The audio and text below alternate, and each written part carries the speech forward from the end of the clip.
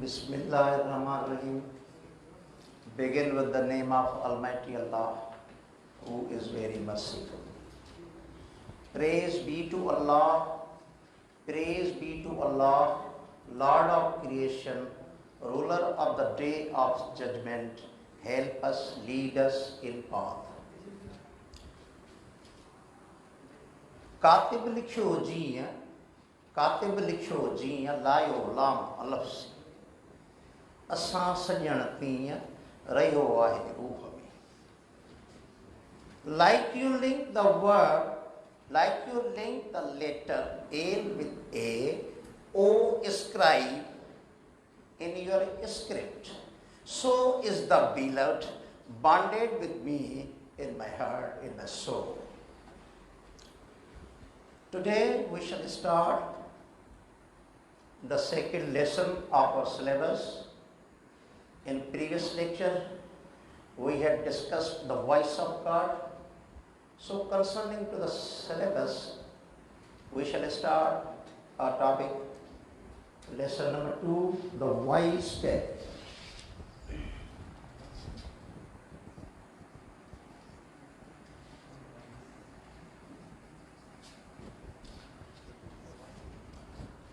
These are already discussed in the previous lecture. Functions of the without article, definite article, उनते असां कोन ॻाल्हायो, उन जा असां जेके अदर फंक्शन्स आहिनि उनते असां कुझु डिस्कस कयोसीं. पहिरें पोइ द वॉइस ऑफ गॉड में हाणे वॉइस मीन्स सियाणो, क्लेवर, जंहिंमां नाउन विज़डम ठहियो वेंदो आहे. कैलिफ माना ख़लीफ़ो, अमीरुल मोमिनीन.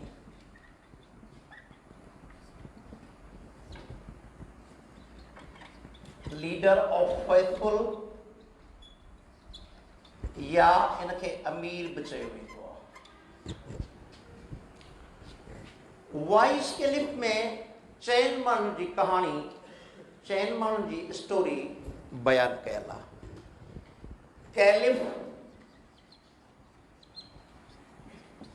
क़ाज़ी,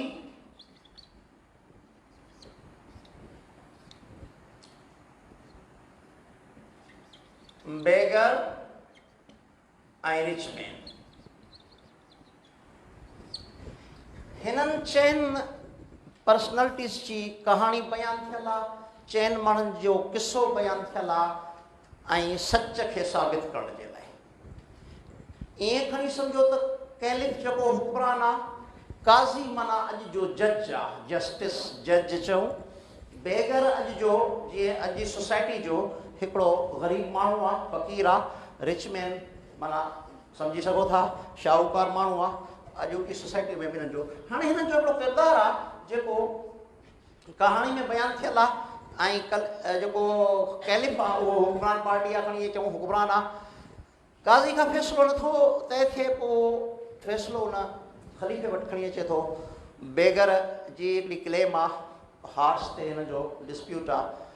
रिच मैन उनजी पंहिंजी कहाणी आहे, उन सां पंहिंजो तालुक़ु कोन्हे. हाणे हिन लेसन में जेको मैसेज आहे उहो हक़ ऐं सच जो माना हिकिड़ो पेमेंट मेयरमेंट करणी आहे, तलाश करणी आहे, उहो तलाश थियल आहे जिन पढ़ियो हूंदो मैट्रिक में. हाणे इन में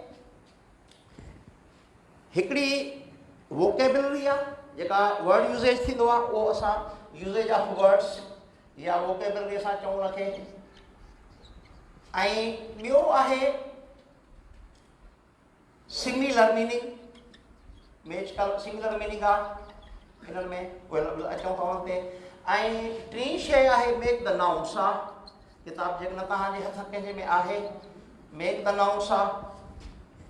ऐं चौथियां जेके आहिनि उहे इडियम्स आहिनि, एक्सरसाइज. ही 4-5 शयूं आहिनि जेके चइनि माण्हुनि जी कहाणी आहे, चइनि शयुनि ते डिस्कस करिणो आहे. हाणे उन में कुझु लफ्ज़ आहिनि, वर्ब्स. हेयर आहे, believe hate ऐं नो, लाइक, लव ऐं सी, सिमेल,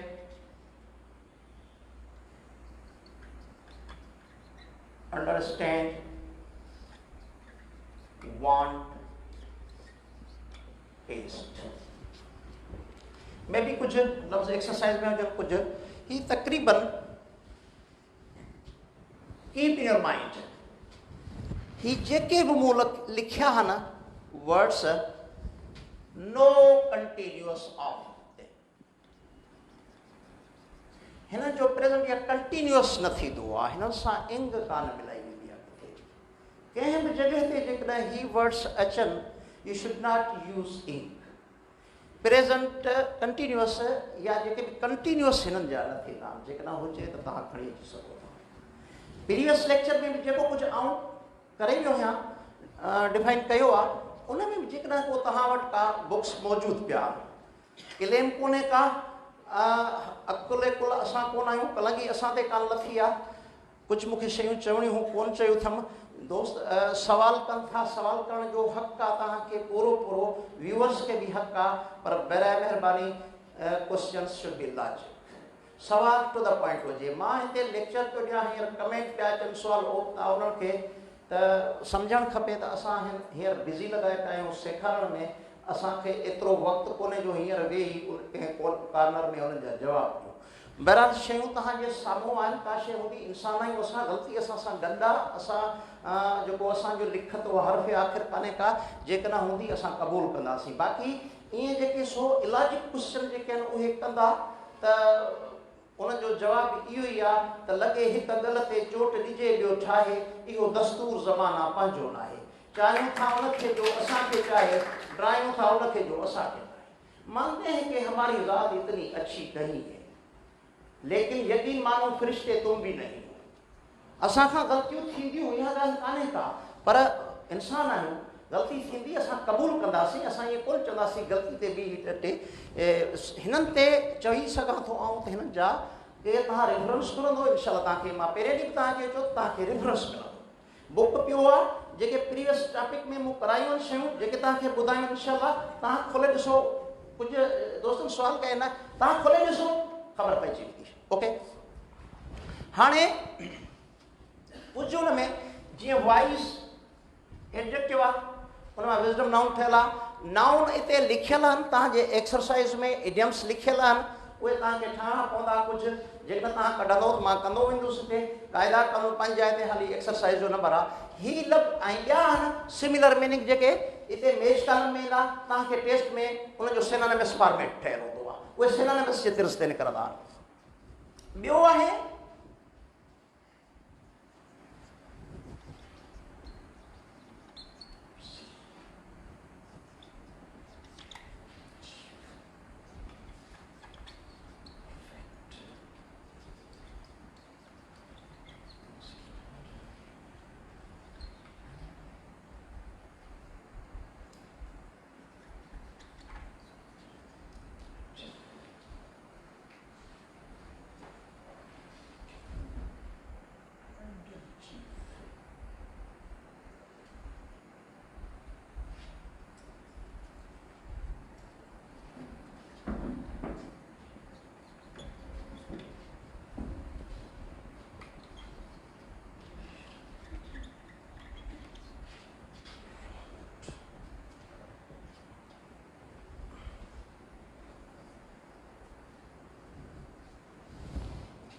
ही कुछ एडजेक्टिव्स आहिनि जीअं ही एडजेक्टिव हाणे तव्हां जेकॾहिं ग्रामर में जंहिंजो बि क़ाबिल एहतराम उस्ताद जो टॉपिक एडजेक्टिव हूंदो तव्हांखे पढ़ाईंदो उनमें कुझु डिग्रीज़ तव्हां पढ़ियूं बि हूंदियूं उनमें डिग्रीज़ हूंदियूं आहिनि पॉज़िटिव कंपेरेटिव सुपरलेटिव उनजो जुदा जुदा यूज़ेज आहे तव्हांजो टॉपिक इनशाला को जेकॾहिं पार्ट ऑफ स्पीच में को कंप्लीट कराईंदो त ठीकु आहे न त किताब असां सां गॾु आहे उन में कंदा रहंदासीं ऐं हिन में ॿियूं बि कुझु शयूं आहिनि मथां का मूंखां मिस थींदी हुजे हुनजो कोन्हे पर हीअ जेके लिखियूं अथमि हाणे जीअं नो कंटिन्यूअस ऑफ फॉलोइंग वर्ड्स हाणे हिन जी नो सुपरलेटिव डिग्री नो सुपरलेटिव ऑफ द फॉलोइंग हिन जा सुपरलेटिव कोन थींदा सो हिननि ही जेके मूं लिखिया आहिनि अञा पोइ यादि अची वियो त लिखां थो त हिननि जा जेके सुपरलेटिव डिग्रियूं हिन जो न थींदियूं आहिनि मिसाल मोर एक्सीलेंट मोस्ट में इहो न थींदो आहे कंप्लीट पाण छा कंदा आहियूं मोर मोस्ट लॻाए चवंदा आहियूं बाबा ठीकु आहे उनखे जेको सुपरलेटिव लाइ या कंपेरेटिव न हिननि जे लाइ जेकॾहिं तव्हां लॻायो था इशरा दुरुस्त न आहे ग़लति आहे बिल्कुलु तरीक़े सां हिननि जा जेको सुपरलेटिव डिग्रीज़ हिननि जूं न थींदियूं अच्छा हाणे हिननि शयुनि ते जेकॾहिं ईंदो यूज़ ऑफ वर्ड्स पाण कोन ॾिसो तव्हां एक्सरसाइज़ में सिलेक्टेड अथव एक्सरसाइज़ में ही मूं लिखिया हुन में जेके कुझु लेसन पैसेज में ॾिनल आहिनि कहाणी ऐं कोन थो बयानु करे सघां not related with your taste बाक़ी जेके शयूं आहिनि जेके आउं सम्झां थो अचण या न अचणो अलाह जे हथ में आहे तव्हांजो इंशाअल्लाह कामयाबी उहे थींदा आहिनि माण्हू जेके कामयाबी में यकीन रखंदा आहिनि इंशाअल्लाह जेको यकीन रखंदो आहे कामयाबी में उहो ई कामयाबु थींदो आहे ऐं तव्हां पंहिंजा जेकॾहिं दिमाग़ इंसान जे वॾे मां वॾी जेका ताक़तवर शइ आहे उहा आहे दिमाग़ उनखे जेकॾहिं तव्हां सही यूटिलाइज़ कयो त इंशाअल्लाह ऐं टेस्ट जो एॾो को माना भूत बि कान्हे टेस्ट एॾो अंडर प्रेशर बि न थियो त को टेस्ट छा को ही को CSSC आहे एॾो को टॉफिल कोन्हे का ये सिंपल टेस्ट आहे अलाह कंदो कामयाबु थींदो जेतिरो तव्हां प्रेशर वठंदो एतिरो तव्हां खां शयूं बाउंस थींदियूं एतिरियूं शयूं तव्हां खां डिसऑनर थींदियूं कोशिशि करे टेस्ट खे तव्हां ईज़ी वठोसि ईज़ी वे सां अचोसि शयूं सम्झी वेंदो एॾी का ॾुखी ॻाल्हि कान्हे का जो असांजो बसि मैट्रिक जो कोर्स आहे तंहिं करे आसमान ज़मीन बसि डुबंदी आसमान लुॾंदो इहा ॻाल्हि कान्हे का सिंपल शयूं आहिनि जेकॾहिं तव्हां कंदो त इंशाअल्लाह करे वेंदो हाणे हिन अप टू दिस हिते ॿी का अहिड़ी ख़ासि शइ कान्हे इडियम्स ते हिकिड़ी जुदा टॉपिक आहे मेक द नाउन्स आहे चओ त मां ठाहे छॾियां हिन किताब में मूंखे ॾियणु किताब जेकॾहिं कंहिं हिकु अधु वटि हुजे हिते एक्सरसाइज़ में जेकॾहिं खोलींदो त हुते आहे त नाउन ठाहियो उन ते पहिरीं आहे शायदि जेके आहिनि ॿ टे मूंखे यादि आहे न अॻिते पोइ वर्ड थींदा किताब जे एक्सरसाइज़ में हेठां हूंदो make the nouns of the following मिसाल हिकिड़ो आहे लैंड ॿियो आहे स्पीक हिते आहे लिव बेग्स बी आई yes excuse me believe yes हाँ बिलीव प्लीज गिव स्पीक थी वियो ठीकु आहे बसि हिकिड़ो पैटर्न आहे उन ते कयूंसि था हाणे असुल में ही जेके नाउन ठहण जा ही तक़रीबन वर्ब्स आहिनि पर नाउन ठहण जा कुझु क़ाइदा कानून हूंदा आहिनि कुझु एडजेक्टिव्स मां नाउन ठाहिया वेंदा आहिनि कुझु वर्ब्स मां ठाहिया वेंदा आहिनि हाणे क़ाइदनि जा इहे क़ाइदा जेके आहिनि इहे तव्हांजे जेको तव्हांखे पार्ट ऑफ स्पीच सर कराए पियो उहो ही तव्हांखे आऊं सिर्फ़ु हिननि जा चवंदव त उहे बि कराईंदासीं हुनजो इनकार न आहे पर हाणे लैंड जो आहे लोड अच्छा अगरि डस्टर ॾे ऑब्जेक्शन त को आहे डस्टर ॾे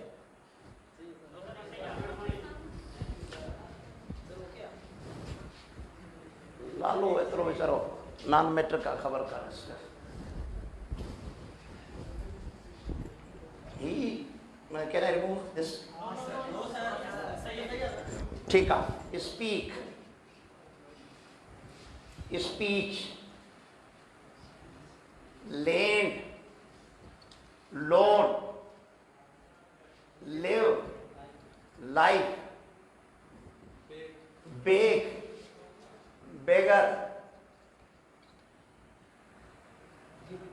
गिव गिफ्ट यस आहे को ॿियो हिन में ऐं सम्झां थो हिकिड़ो ही तव्हांखे हल करे था ॾियूं बाक़ी क़ाइदा कुझु एडजेक्टिव मां ठहंदियूं आहिनि कुझु जेको सो ही वर्ब्स आहिनि तक़रीबन स्पीक स्पीच हाणे वरी हिन जो यूज़ेज आहे उहो तव्हां कुझु वरी हिकिड़ी हिते ॿुधाए थो कुझु जेके मिसाल फुल जंहिंजे पुठियां अचे जीअं ब्यूटीफुल यूज़फुल हाणे उनजो जेको फुल तव्हां ख़तमु करे छॾींदो त बाक़ी पोइ हिते वञी तव्हांजी जेको सो उहो फुल ख़तमु कंदो त एडजेक्टिव ख़तमु थी वियो नाउन ठही वेंदो भली को बि तव्हां यूज़ करे ॾिसो ब्यूटीफुल ब्यूटी नाउन थी वियो फुल माना वरी ख़तमु करे छॾियोसि त बसि उहो नाउन आहे उहो तव्हांजो एडजेक्टिव आहे मिसाल ब्यूटीफुल यूज़फुल ॿिया बि खोड़ अहिड़ा फुल खे ख़तमु करियो त पोइ हिते नाउन आहे फुल लॻाईंदो त वरी एडजेक्टिव ठही वेंदो माना हिकिड़ो सिंपल वे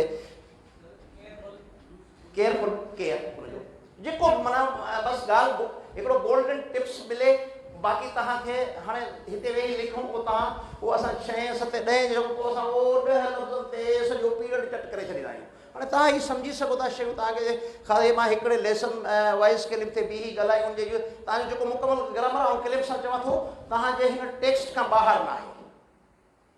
तव्हांजो इहो हलो पिया ॾिसो पिया पाण हाणे ॾिसो डिग्रीज़ में उन ॾींहं खां वठी तव्हां हलियो आर्टिकल हिन में डिग्रीज़ हिन में नाउन हिन में एडजेक्टिव हिन में वर्ब्स जेका बि शइ तव्हांजे टेक्स्ट में आहे तव्हांजा बिल्कुलु टेंस में हिन में आहे। अॻियो जेको लेसन ईंदो हुन में तव्हां ॾिसंदो तव्हांजा कंडीशनल तव्हां एवरीथिंग माना हिन ते को बि न बाक़ी हाणे असाइनमेंट आहे हर कंहिंजी जुदा जुदा आहे ऐं कंहिंजे कम में मुदाख़लत करणु कोन थो चाहियां। जेको मुंहिंजो हाल आहे उहो तव्हांखे करायूं पिया ॾिसंदा हलो क्वेश्चन तव्हां पुछी सघो था केॾी महिल बि। अच्छा हाणे ही तव्हांजो सिंपल वाइज़ कैलिफ जेको टेक्स्ट जो लेसन नंबर 2 आहे उन में ही शयूं तक़रीबन अची थियूं। इन खां अॻिते जेको लेसन आहे उन ते अॼु कोन था कनि उन खां अॻिते जेको पोइम आहे पहिरीं पोइम खां अॼु लेसन आहे उन पोइम आहे लिटिल थिंग्स। इन खां अॻिते अॼु उनखे बि आउं क्लियर कराईंदुसि। हिन खे रहण जी इजाज़त आहे।